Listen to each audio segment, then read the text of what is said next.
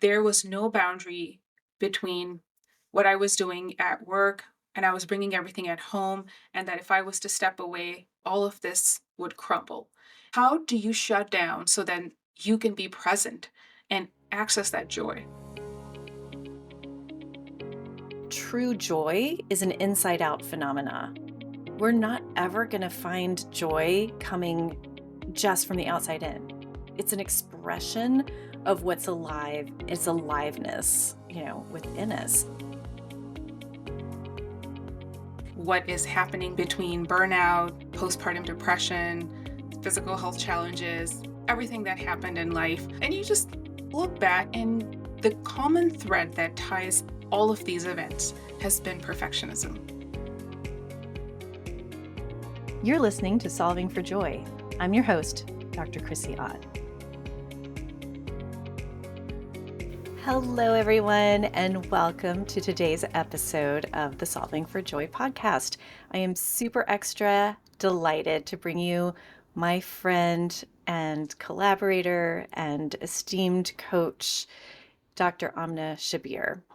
Amna is passionate about empowering high achievers to cultivate sustainable well-being. She is a master certified coach, a geriatrician, internist, a professional speaker, and a fierce advocate for healthcare workers' mental health, serving as an ambassador for the Dr. Lorna Breen Heroes Foundation. She's the founder and CEO of the Early Career Physicians Institute and Amna Shabbir Wellness Coaching. She hosts a fabulous new podcast called Success Reimagined with Amna Shabbir, which explores the crossroads of ambition and wellness. Beyond her professional roles, she embraces her most cherished title, Supermom to two young girls. Thanks for being with me today, Amna. I'm so excited to get to have this conversation with you. Thank you so much, Chrissy. I am delighted to be here. I'm a big Yay. fan of the podcast. I just wanted to say that before we started. Thank you so much. We have been, like internet friends for, I don't know, a long time. And then we got to actually be together and play together at the Physician Coaching Summit in November. And I just feel like you're one of my people now, Amna, and it just warms my heart to get to spend this time with you and share what I know will be a beautiful conversation with our listeners. The feeling is quite mutual. Yay. We set off with a little bit of an intention today to talk about perfectionism and how that intersects with our desire to solve for joy. So I'm just going to let you kind of start with what's on your mind with that, and we can go from there. Thank you, Chrissy. Perfectionism has been a topic and a point of great interest for me over the past couple of years, and I'm currently working on this larger project surrounding perfectionism as well. So why am I doing this, and why is it top of my mind? I kept looking for answers in all of these other places. What is happening with me between burnout, postpartum depression, physical health challenges, everything that happened in life, uh, things that happened maybe in middle school, high school, elementary school, medical school, and you just look back, and the common thread that ties all of these events has been perfectionism. And when I had that recognition come up for me, I just wanted to dig deeper. And the reason I brought it specifically for our conversation is when I look at solving for joy and I look at my obsession with perfectionism, whether it's good or bad or wherever it lies on the spectrum and not in any shape or form dichotomous, it's a barrier. It's a barrier between where I am at and where joy lies. So I'm going to have to go over this if I'm going to tap into any real joy. I mean, the first time I saw your first episode release, it was so beautiful, solving for joy, just that term itself. And amazing that you're having these conversations surrounded, because so much of our life is all about survival, about how we should appear, about how our exterior should be. And even a lot into my healing journey through burnout, through moral injury, and all of these other elements that I've talked about, joy just seemed way, way out of reach. I mean, you don't talk about joy. You talk about survival and you talk about looking a certain way and just surviving. And that's at least that was my perception. And now I pause and I ask myself, and this has been a question more so that's been surfacing since last year, can I give myself permission to actually receive joy? And over again, the problem that always comes in the middle is perfectionism. What you're saying is sparking so many things for me. When I think of perfectionism, and I'd love to hear, for our audience, like maybe some detailed manifestations of that in your life. But perfectionism is our energy looking at how is the world viewing me and am I acceptable? Am I okay? Am I actually expressing enough excellence in whatever dimension we're trying to be in that I will be accepted and experience belonging and safety? Whereas true joy is an inside out phenomena. We're not ever going to find joy coming just from the outside in, right? It's an expression of what's alive. It's aliveness, within us. And when we don't have a lot of practice with joy, it becomes unfamiliar and we get confused about it, right? We get like caught up in that outside in phenomena, and we have to intentionally grow our capacity to receive and experience joy. Chrissy, when you talk about joy, it seems like something so inaccessible in a way. And in a way, it is something we need. I mean, they're both the things that are it's essential. Why are we even alive? What's the point of all of this if we're not going to experience joy? And yet at the same time, it looks inaccessible. Because here's what comes up for me and what comes up for a lot of people that I coach or work with in other different capacities or just have dinner with. It just seems like something, if you are feeling joy and you're having fun, then you're probably doing something wrong. If it's not hard, is it the right way? Aren't you supposed to feel miserable and bootstrap your way, pull yourself up, keep getting up and keep going down? It's almost that we have decided that the absence of joy equates to some sort of like moral superiority, as if there's some righteousness to work when it's harder, when you're going uphill, it's an uphill battle, as if somehow that work is more worthy. And for the longest time, that was what was my perception. I really struggle past the age of maybe like 6, 7, 8 years to think about when I tapped into joy because I feel that the moment I gained consciousness and I gained conscious awareness, I was handed a very singular goal, which was to become a physician as early as I can, like look back into my life. And so I feel that I have been running. And so I put my blinders on and I just ran towards becoming a physician. And I got there and it wasn't all that it was cut out to be. And it still isn't, but I'm managing to find my pockets of joy. But during this entire time, it was really exhausting because when your focus becomes so singular and it's all performance based, and you have to perform and you also have to look very perfect the whole time. It is exhausting.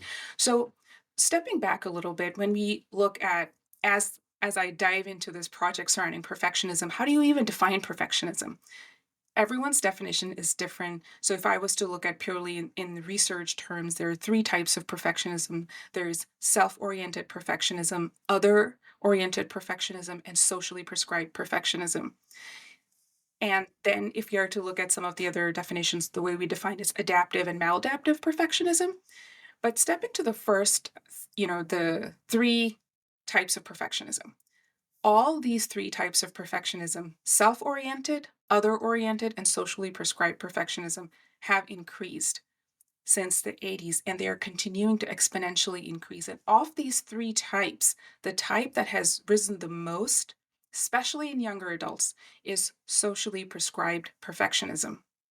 And so what's happening is, although I mean, I can say that something is inherently wrong with me, maybe, and that I'm a perfectionist. No, as a society, we are becoming more and more obsessed with perfection.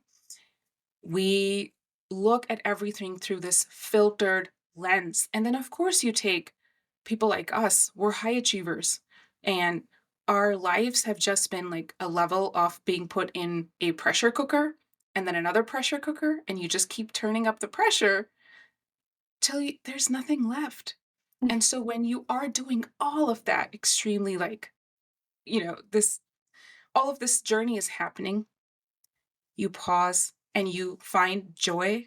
I find it really hard because I'm surviving between this yearning to ask for help and this expectation to look perfect. All joy is lost. It is time for some new permission structures, right? It is time to actively dismantle those things that have been keeping us from our joy. Because I have a belief that joy is part of our birthright, that even though it may feel hard when we're under the boot of these social structures, especially this socially prescribed perfectionism. Thank you for breaking down those three types. That's super fascinating. The socially prescribed perfectionism immediately goes to social media for me, and the imagery that we have, that like, oh, everything is perfect on screen, and these little selfies and my favorite vacation shots, and you know the performative stuff. um but if joy is there and is our birthright, and that we had it at some point in our innocent early life, it is absolutely reattainable. Our mutual friend Kathy on this podcast said she thought we were born for joy. And I love that. I love that phrase. I will always turn back to that That is a so beautiful phrase. much. Yeah. I think what you were saying earlier about, the misery that we endure when we put our blinders on and we run towards goals that may or may not be our own and that demand a high degree of excellence and the appearance of perfectionism. Sometimes misery is signaling virtue. Yes. Yes, it really is. And I want to add over here, Chrissy, that whenever we start talking about perfectionism, performance, achievement, a lot of people, and then you add joy in there, right? People get very uncomfortable. It makes people uncomfortable because now maybe you are telling people to just sit on the couch and drown themselves in carbohydrates and other substances and it's okay. And Mhm. for the longest time, that was also my perception.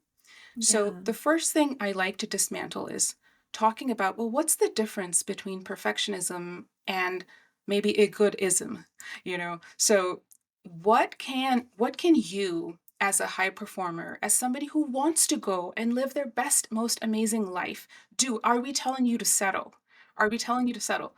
Well, we maybe, yeah, maybe we are. And maybe that's not such a bad thing. But the point to recognize is perfectionism, maladaptive perfectionism especially, and that's, for me, I find the line between adaptive and maladaptive blurs very easily. So perfectionistic strivings and healthy striving is very different. When you strive for something that is healthy, that is striving for excellence, you're not operating from deficit thinking. You are running towards something good. You're running towards joy. You have inherent intrinsic motivation. You will make healthier choices. But when you're operating from perfectionistic tendencies, you are running away from yourself. You are running away from all the things that you think are wrong from you. So you're operating from deficit thinking. You're going to have worst imposterism. You're going to have all of those symptoms that come along with it. Perfectionism is a chance diagnostic risk factors for mental health issues. All of this is going to come together. So when we talk about, should you strive for excellence and should you want to go and live all those, you know, bold, audacious goals for yourself? Absolutely. Go and do everything. But are you running towards your goals or are you running away from what you think society has told you that you should do? Here's what you should look like. Here's what you should feel and believe in, all of those things. And then you're running away from that. And all of this. So ask yourself, am I running towards or am I running away from everything that's aligned with me? Yes, it's the energy of embracing the good versus avoiding the bad. Subtle, but so important to discern. Absolutely. 100%. I love I love that distinction. How did perfectionism show up loudly for you, and how did you catch it? I only caught it very recently that this has been happening, but it started really early. And I think that the first time I truly felt this, maybe I was 5 or 6 years old. And it started from there onwards. I felt I wasn't good at school, you know, and I needed help and I needed to get better. And then I got really good. I became into the superstar. And then of course, as we all are, we were the best students. And then we went to medical school and then we were surrounded by all these other amazing students. So that's where that pressure cooker, the pressure sort of built up a little bit. And then residency happened. I was surrounded by phenomenal co-residents. At that time as well, all of this was going on in the background, and there was a very real narrative. Here's what a South Asian woman physician looks like, behaves like, acts like, and all of those things were very clear for me. I had my first brush with uh, a mental health disturbance in the form of postpartum depression during residency. That pregnancy itself was very complicated, and I am so glad I had an amazing program director. Shout out to Dr. Abby Spencer. She is incredible. And she is Mm, the example of what happens when your program director actually cares about you. So, a time that could have been extremely traumatic for me was not, because I had support, I got help, I processed as I went, and I don't carry a lot of like specific trauma from that time. And thankfully, my baby daughter is healthy. But when she came out, I was definitely not prepared for postpartum depression. And for me at that time, when perfectionism and postpartum depression collided, was I felt there was something really wrong with me. What is wrong with me? That the flawlessness started to really crack. And so concealing it was really important for me. So of course, I lied on my PHQs and I didn't do anything. But thankfully, that episode didn't last for that long. I was back in the madness of residency, and in a way, it helped me survive. And almost fast forward, I have my second as an attending. So I did my residency. I worked full time as a primary care physician, and then I went back for my fellowship. But during that time, when I was working full time in primary care, and even before this episode of postpartum depression started, I was really burnt out in the first couple of months working full time. And that's the reason why I founded the Early Career Physicians Institute, is because I felt really alone. I was the person who thankfully was supported during residency, but when attendinghood hit, I was not supported in the way support probably should have been present. But when I experienced burnout along with postpartum depression, I felt very broken. And again, the perfectionist in me wanted concealment. And the other thing that really was happening to me was this extreme dichotomous thinking. Everything was all or none. It is either I'm going to win all the gold medals, show up in all my 10,000 roles, or I'm useless. That's it. Like, that's end of really my all or work. nothing. Absolutely. Absolutely all or nothing. And it really started to plague me, but I didn't share this with anyone at all. Again, I lied on my PHQ. It was only, and that's with my OB's office, but when I went to my primary care physician, she and I had a really good relationship, and I was honest, and she prescribed me Lexapro. When the prescription was given, I felt myself collapse. Like, it had gone this bad that I actually need to take meds. Wow, Amna. Like, the inner narrative and the inner critic that I have, it was always really bad, but it became so loud. And later on, now that I look at data and research shows that people who have perfectionism, they are extremely deficient in self-compassion, and they have a lot of self-criticism. And it was happening. It was really loud. So of course I filled the prescription but didn't take it. until there came a day where I just felt like, okay, I'm feeling very angry for the humans around my life and they don't deserve my anger. So I went up and I took my med. In like 5 days, the sky became blue and the grass became green way faster for that medicine to work as we counsel patients. But I started to recalibrate, but I still, because I felt like I was depending on the medicine. I mean, this is me. I'm a physician. So cognitively, this makes no sense to me. Even socially, this doesn't make sense to me.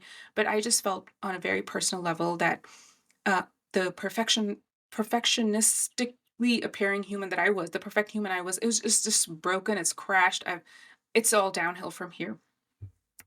And all of this happened right before the pandemic. So and of course, that's why I work with Dr. Lorna Breen, Heroes Foundation, and I'm an ambassador for them, is because I was really, really afraid of how this is all going to show up on my licensing. And so I took the medicine. I literally took Lexapro for just enough time so that I could come up for air, and then I tapered it off. I probably should have taken it for a month or two more, but I tapered it off.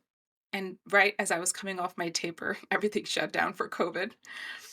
And then I had a physical injury that I had to deal with for a year later. So as all of this, the reason I'm going on this journey is as all of this was happening, it was every instance where I felt less than and my inner critic was so loud and joy was inaccessible, that all of this was all happening in the flux of me absolutely operating from deficit thinking, running away, trying to appear perfect, to the point that only my husband, my brother, and a handful, like maybe two friends, knew that I was going through postpartum depression. My parents were not aware. Nobody knew. So I would get all these compliments on dinners like, oh my God, look at Amna. She's got it all together. She's taking care of her kids. She's working as a full time doctor, all of these things. And they give you that dopamine rush. And then you also feel that pressure. You feel that socially prescribed pressure that weighs on you. And you try to wonder and you ask yourself, am I stuck in a loop on an Instagram reel or am I real for real? Am I a real person, even? Yes. Oh my goodness. So much of that speaks to me as a co-recovering perfectionist, Amna. And I'm called to repeat something that my friend James Olivia Chu Hillman said a few months ago. And that is that affirmative othering is still othering. When people compliment, for example, another person's body size or whatever it is that might trigger in them the repetition of the neural pathway pattern of, see, I need to perform in order to receive accolades. I am now in a dopamine reward cycle with perform and accolades versus I am performing high level, meal preparation because it delights me to do so, not because I'm seeking the rewards. Performance and perfectionism like that can masquerade as excellence, but they really are just anxiety in disguise. They're like status anxiety, fear of loss, of connection. My own story of perfectionism, I became onto myself about perfectionism around the time that I began to recover from anorexia in my teenage years as a ballet dancer. And that doesn't mean that my relationship to perfectionism ended then, but I began to be a little bit onto myself that early. And it's been a long, long, long, long road to keep being a good enoughist instead of a perfectionist, right? I have to remind myself all the time that's good enough. I can express my value for excellence in this way rather than in a way that feels oppressive and suffocating, you know.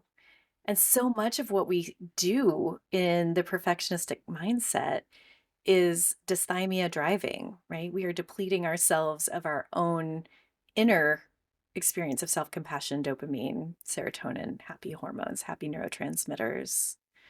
And so it's no doubt that perfectionism as a pattern sets us up to have higher risk of mental health disturbance. My relationship with Lexapro, very similar to yours. I hit some wall at some point where it's like, I have to now admit that I am suffering with enough amplitude that I need assistance.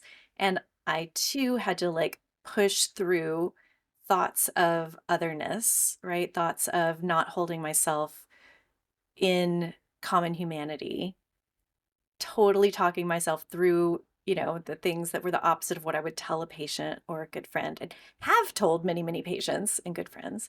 And just like you, it was Lexapro. And just like you, it was like 5 days.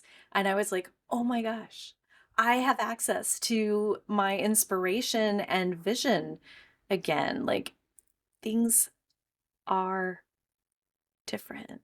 I'm so grateful for that tool. So grateful that it helped both of us.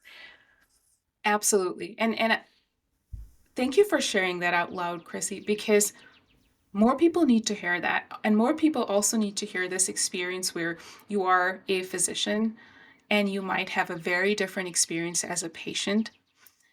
And I also really like to your earlier part where you mentioned about how we're getting these dopamine hits from the validation. And then actually it's exhausting at the end of the day. All of that is just it's leaning into you forget who you are. A lot of people hold on to like defend their perfectionism and they're clutching at it because again they're worried as I was. And the moment you try to pry it away, or you talk about joy, or you talk about good enough, everything will crumble and fall away. So, one of the things that happens over and over again is perfectionists and performance. We think that we really want to hold tight to our identity as perfectionists because we think it's directly going to help our performance. But actually, research done by amazing researchers like Dr. Thomas Curran in UK, show us that you are not going to actually have better outcomes in high profile, high pressure jobs, such as medicine, such as being in nuclear power, flying planes, all of these situations if you're a perfectionist. Because when you're a perfectionist, what's going to happen in the moment of crisis, you're instead of actually looking at the moment objectively, you're going to start berating yourself.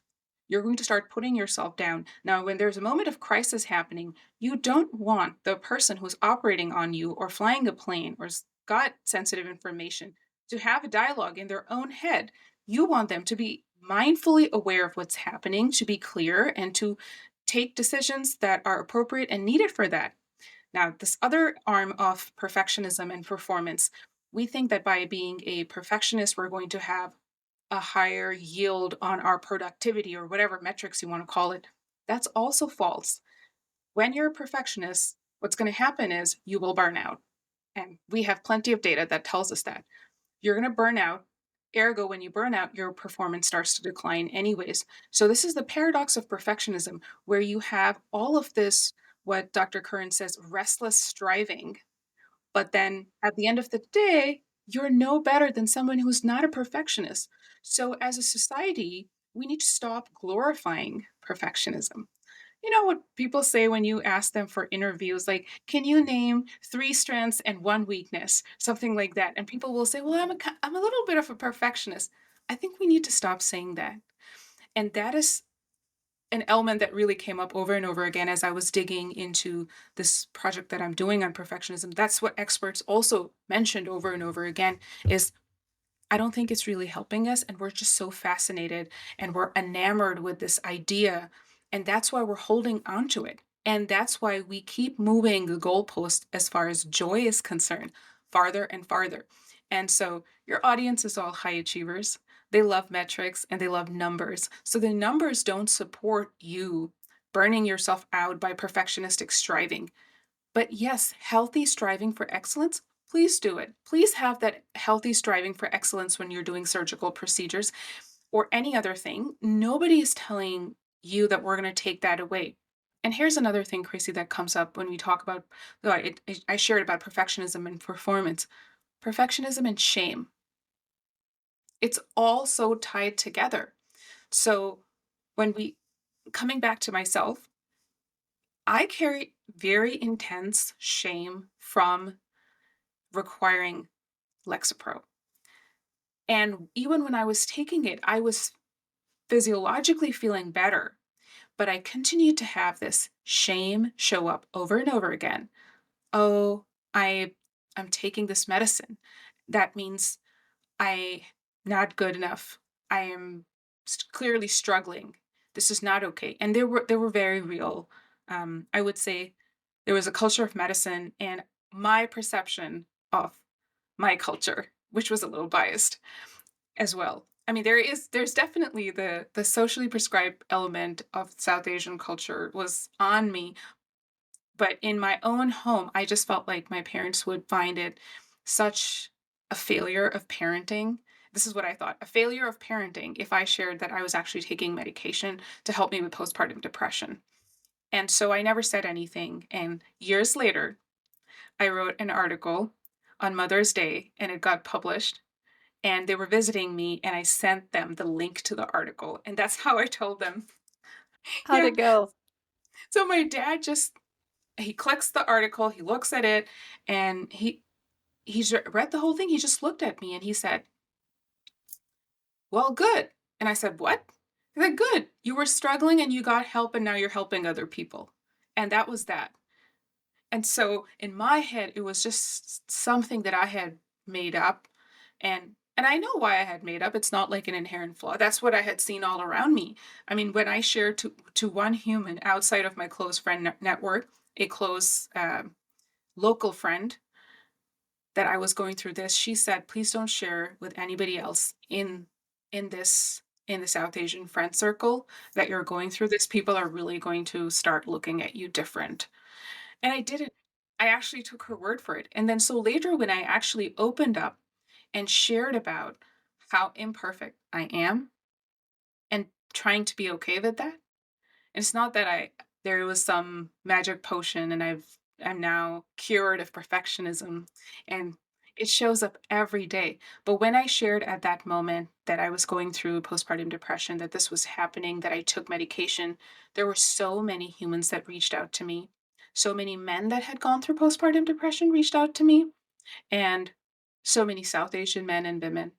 And off this experience, another funny part was that most people reached out to me in DMs because they also didn't feel safe enough to even openly comment in the posts. But that was very validating and realizing that I can talk about it, share. So this part of my life, Chrissy, I look at it as my undoing and my I'm trying to find that child in me, the inner child. It's still difficult, but I'm trying to get there. She's there. I can sense her sparkle. Thank you for sharing all of that. It is like when someone validates and appreciates your sharing and you get to hear from them as well, you are healing one another.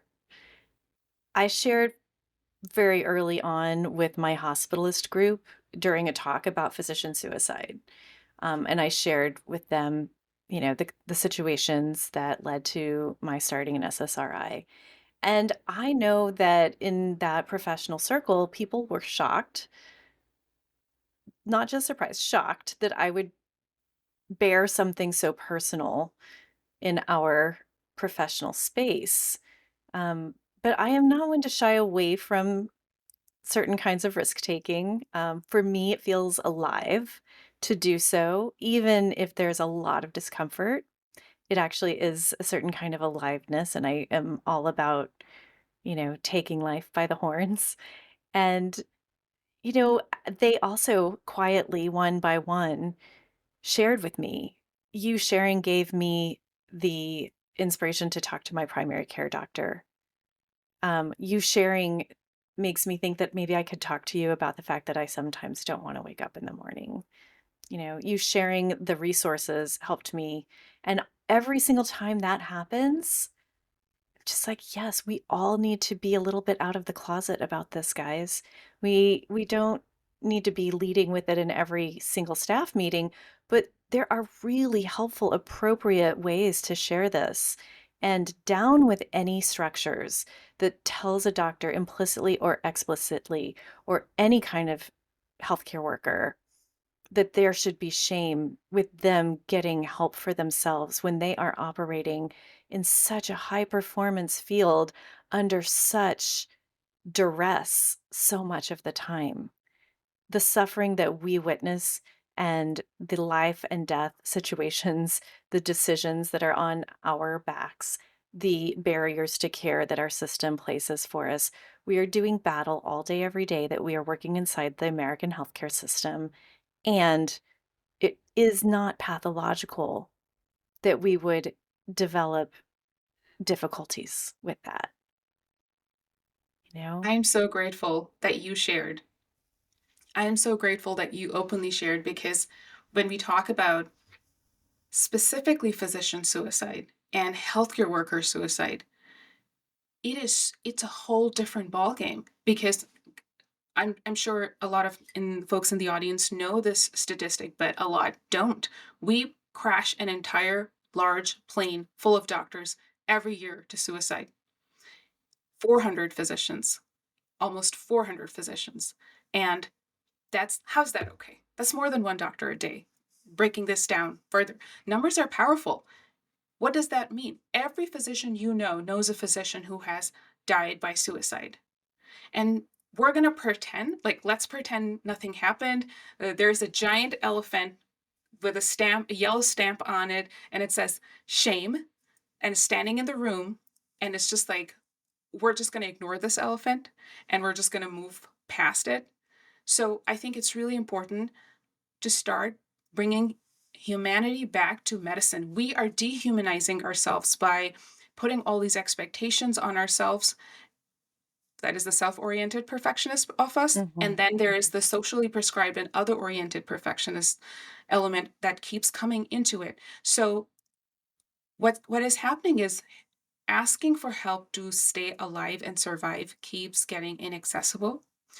And sharing, modeling humanity is one of the biggest ways in which we can actually access our joy and access help. It's huge. I mean, vicarious learning is there, vicarious experience is there, vicarious growth is there, resilience is there. Yes, we talk about vicarious trauma, but so are all of these elements. And so I do believe that when more people share their stories, others can get help. It does destigmatize. And I know wherever I can, I always put in a plug for Dr. Lorna Breen Heroes Foundation because they have done phenomenal work in terms of, as of this recording, they have helped over 1 million healthcare workers and I believe over 200,000 licensed credentialed healthcare workers in seeking mental health support. And when you start removing stigmatizing languages from licensure applications and hospital employment applications, you start making help more accessible. And part of that is really embracing that your humanity. And when you embrace humanity, you embrace fallibility. That's when you can actually start as a society accepting that you're not perfect. You that a doctor, a nurse, any healthcare worker should be able to access mental health help when they need it. So good to normalize these conversations. They really do change and save lives, very specific lives. There may be somebody listening to this today who is feeling moved and affected for the very first, most impactful time to say, I have been suffering. I can acknowledge my suffering. There is something I can do today to actually help my suffering. So, anyone out there who is hearing this and is currently navigating depression or thoughts, even passive ones of self harm or suicide, please do not stay silent. Even if all you can do is whisper to a friend or call a hotline or tell somebody, I don't feel safe, just do something and connect. Use your voice to ask for help, to tell the truth, and to start anew. You're never alone. Your suffering is never too much. Your suffering does not have to be the loudest suffering to count. And we need you. We need all of these voices here. I think that when we separate a little bit from either the self directed perfectionism or the other directed perfectionism, we have more room to experience ourselves as we are. And that may be unfamiliar territory. It may feel unsafe or silly. It may not be logical or um, just familiar enough for people to relax into at first. But it is great fun, trust me. When we can actually play with life and fuck up a little bit on purpose even, like we were in the sandbox. We can make life a sandbox, fuck up a little bit on purpose, make repair, acknowledge it, laugh at it, and be like, "Oh, I'm actually intact. I'm okay." I'm not talking about big medical errors, guys, of course not. But we don't have to perform with perfection to be enough. We don't have to perform with perfection to be excellent, highly skilled. We can trust our training. We can trust our own rigor. We can trust our own consistency of practice. And we can let go of just a little bit of that rigid, um, self editing hypervigilance that is really hard to coexist with and solve for joy. Chrissy, what's coming up for me as you shared that was this absolute utter lack of boundary between what we do as physicians in the clinical world and what we do in our lives outside of medicine.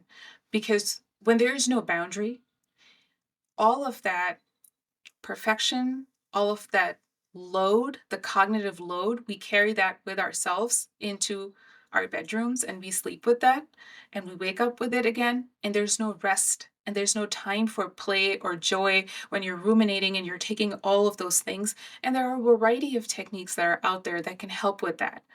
And if you are in a place or space that you can't breathe and it's inhospitable, if you can't advocate for yourself, leave. See if you can advocate for yourself. Like there's nothing wrong. And here's this other part of my journey that comes up for me is when I decided to step out of academia. My black and white thinking was so loud. I mean, that was the end of medicine. I now practice clinically part-time in nursing homes and rehab facilities. It allows me to tap into that joy because joy is the actual question I asked myself when I was deep in burnout and I really wanted to just leave medicine altogether. There, we all have those one days. So my one day, there were a lot of tears involved. I was in clinic. I asked myself, I can't do this anymore. I just want to quit medicine, all or none thinking. I'm terrible. I'm just not cut out for this thing. Clearly, everybody else is doing it other than me. Clearly, but what still gives me joy in the practice of medicine? And that my answer to that question was taking care of older adults, and that's why I was burnt out, and my answer to burnout was more medical training. I went back for fellowship in geriatrics, which was so healing for me, despite the Duke University program is pretty rigorous. But I was able to reconnect and being with older adults, talking about their complex issues, talking to their family members is what gives me joy. But when I decided to step away from being in a hardcore academic environment, the following 6 months, every day I cried in the car. Every day I felt, this is it. This is how you completely crash your career. And I'm so what first you take a medicine for a couple of days, then you're having all physical health struggles. I don't even talk about my struggle with weight and all of that was happening because I still feel like it's not totally healed. And I've gone through this journey of what I call my healthy weight journey. Took about 6.5 years, but I don't talk about it because I know that there's someone outside who's this is not going to land well with, and I don't want to be that person. I only talked about it twice in this entire time that I've been public on social media. But coming back to that point of where joy starts to become inaccessible. So I really felt that there was no boundary between what I was doing at work and I was bringing everything at home, and that if I was to step away, all of this would crumble. And so I do encourage physicians to get back in the playground and bring that playfulness. And can you start incorporating shutdown routines for yourself when you leave the hospital system? Can you have a formal shutdown routine, even if you're not working in the hospital and you're in any other setting, even if you're a physician entrepreneur?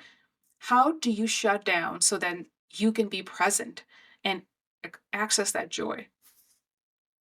What is your shutdown procedure?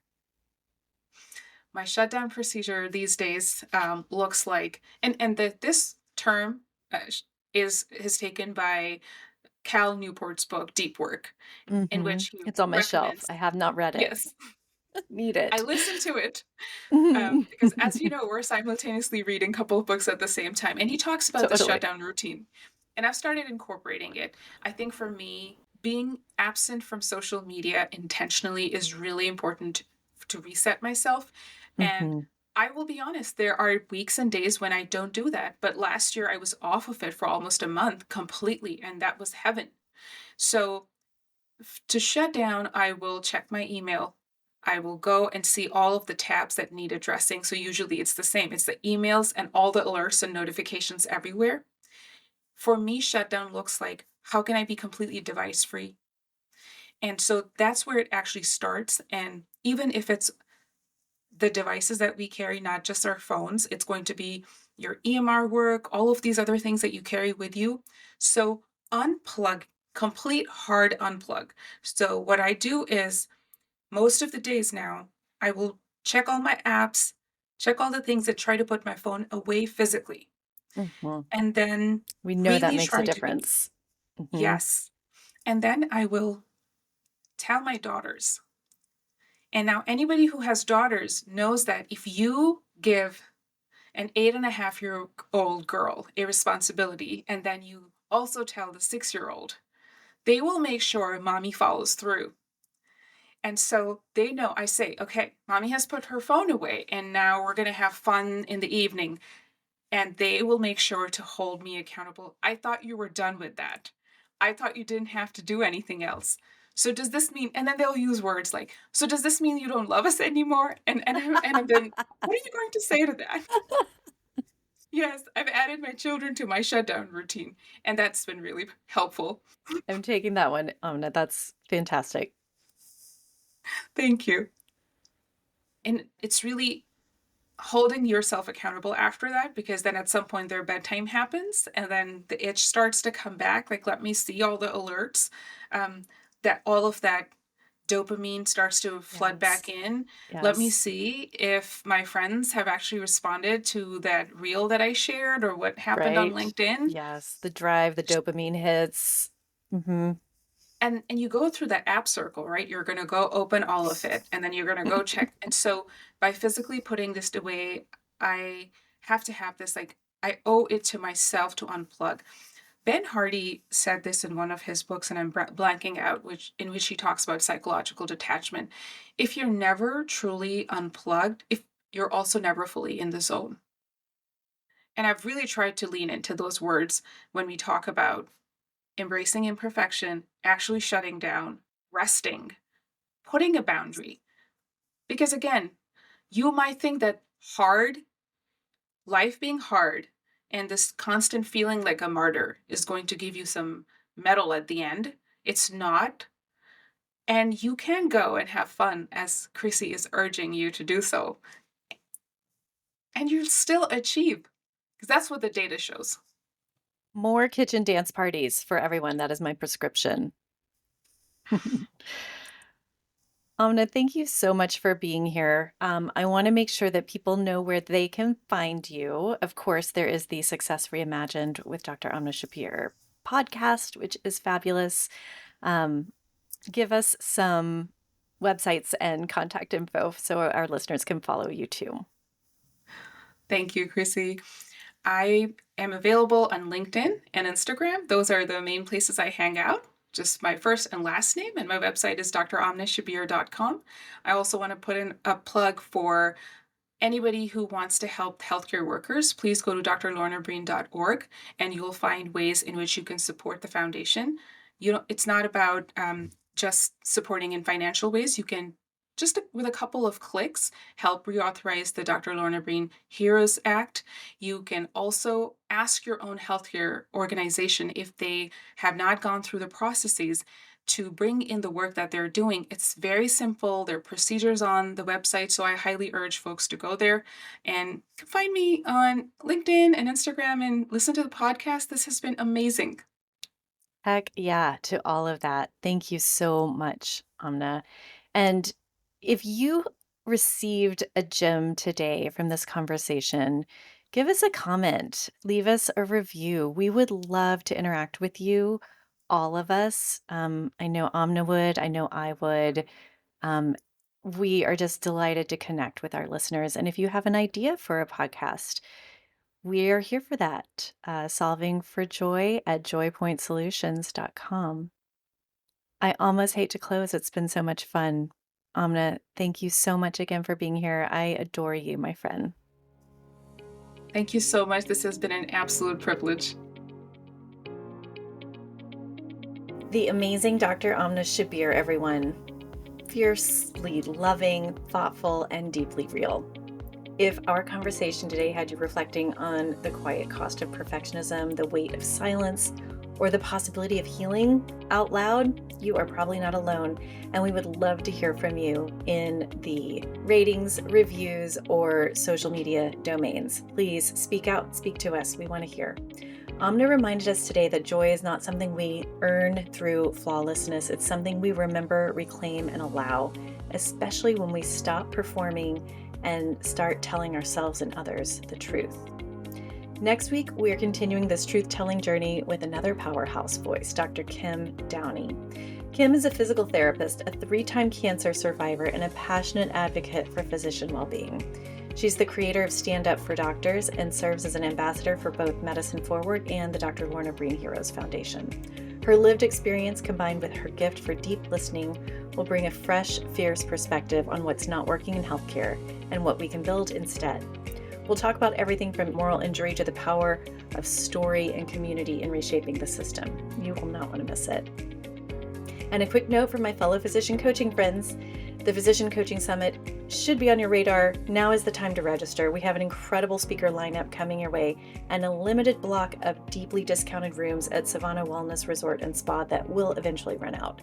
Lock in your best pricing, secure your spot now at thephysiciancoachingsummit.com. We cannot wait to see you there, connect in real life, and do some deep learning and relaxing together. As always, I am a physician, but I'm not your physician. Nothing here should be construed as medical advice. These are personal perspectives and stories meant to spark reflection, not replace professional care. If there is something stirred in you today, if you're feeling the pull to quiet the inner critic or take the next step toward your own healing and highest self-expression, I would love to walk alongside you. Coaching can be a powerful mirror and tool and companion on that path. You can learn more at joypointsolutions.com. Check out our links in the show notes. And huge thanks as always to my incredible team, producer extraordinaire Kelsey Vaughn, post-production Alyssa Wilkes, operations by Denise Crane, theme music Dennis Kishcook, and cover photography by Shelby Bracken. And as always, a big shout out to my beloved wife Sue, my #1 fan and champion. Thank you so much for being here. Keep choosing your wholeness, keep telling the truth, even when your voice shakes, and may we all keep solving for joy. Thank you guys. We'll see you next time.